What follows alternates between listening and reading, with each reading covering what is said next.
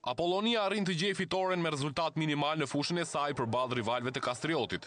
Ka mjaftuar vetëm një gol që mban firmën e kapitenit Gërgjo për t'i dhënë 3 pikë fjerakëve, që tashmë u ndizën shpresat për mbijetesë në Superligë.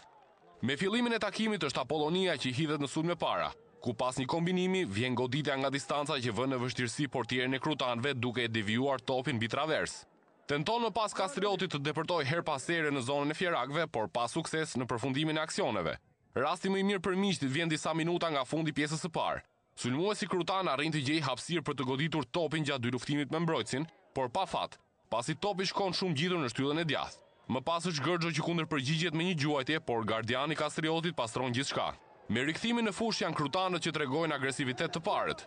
Vjen goditja, por jo në trajektorin e dur. Etja e Kastriotit për të shënuar është e madhe, pasi rastet për ta nuk mungojnë, por fati për të finalizuar nuk është në favor të tyre. Tentojnë sërish krutanët të kundërsulmojnë Apollonin, tërësisht të përgjumur, por në zonë mbrojtja vendase bëhet pengesë duke rrezikuar edhe autogol. Por situata përmbyset totalisht në limitet e kohës së rregullt të takimit, ose më saktësisht në të 89-ën. Apollonia del përpara, ku Gërgjo përfiton nga një vertikalizim, shmang portierin dhe dërgon saktësisht topin në rrjet.